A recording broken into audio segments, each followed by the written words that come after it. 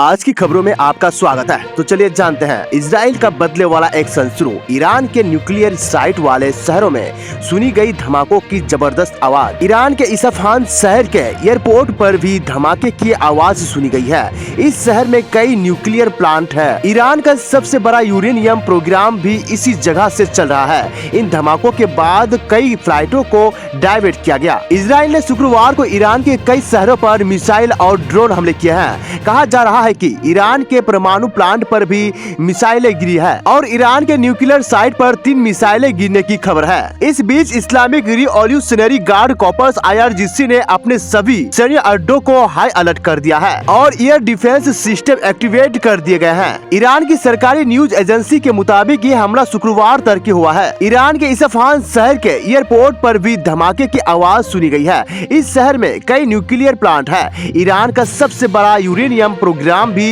इसी जगह से चल रहा है और इन धमाके के बाद कई फ्लाइटों को डाइवर्ट किया गया है। ईरान ने इस हमले के बाद कई प्रांतों में अपने एयर डिफेंस सिस्टम को एक्टिवेट कर दिया है। और जानिए ईरान अपने फ्लाइटों को क्यों सस्पेंड किया। इजराइल के इस हमले के बाद ईरान ने तेहरान, सफहान और सिराज जा रही थी सभी फ्लाइटों को सस्पेंड कर दिया गया है। इजराइल के इस संभावित हमले से पहले ही ईरान के विदेश मंत्री हुसैन अमीर ने गुरुवार को चेतावनी दी थी। उन्होंने कहा था कि अगर इजराइल काउंटर अटैक करता है तो ईरान तुरंत उसका मुंहतोड़ जवाब देगा और ईरान के परमाणु ठिकानों पर हमले का था अंदेशा। इजराइल के ईरान पर हमले के बाद से ही ये कयास लगाए जा रहे थे कि नेतन्याहू जवाबी कार्रवाई जरूर करेंगे। कहा जा रहा था कि ईरान के कई परमाणु ठिकाने उनके निशाने पर है और ईरान के परमाणु कार्यक्रम को ड्रिल करने की प्लानिंग की चर्चा हर जगह हो रही थी। इजराइल के इस संभावित हमले को लेकर अंतर्राष्ट्रीय परमाणु ऊर्जा एजेंसी यानी IAEA पहले से ही अलर्ट पर था।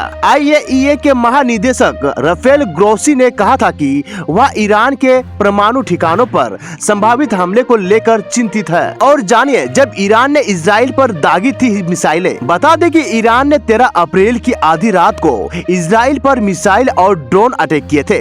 ईरान ने इजराइल पर 300 से ज्यादा अलग अलग तरह के ड्रोन हमले किए थे, जिनमें किलर ड्रोन से लेकर बैलिस्टिक मिसाइल और क्रूज मिसाइल शामिल थी। और इस हमले के तुरंत बाद इजरायली सेना ने एयर डिफेंस सिस्टम को एक्टिवेट कर दिया था। और जानिए ईरान ने इजराइल पर क्यों किया था हमला। 1 अप्रैल को सीरिया में ईरान के वाणिज्य दूतावास पर हमला किया गया था और इस हमले में ईरान ने अपने एक टॉप कमांडर सहित कई सैन्य अधिकारियों की मौत का दावा किया गया था। ईरान ने इस हमले के लिए सीधे तौर पर इजराइल को जिम्मेदार ठहराया था। यही वजह है कि उसने बदला लेने के लिए इजराइल पर तबड़तोड़ हमले किए और इस कार्रवाई को ऑपरेशन ट्रू प्रॉमिस का नाम दिया था। और ईरान का कहना है कि उसने ऑपरेशन ट्रू प्रॉमिस इसलिए कोड नेम दिया है ताकि वो अपने दोस्तों और दुश्मनों को बता सके कि वह जो भी कहता है उस पर हमला करता है और वो सच्चा वादा करना जानता है। जो वादा करता है उसे निभाता है। So please subscribe this channel.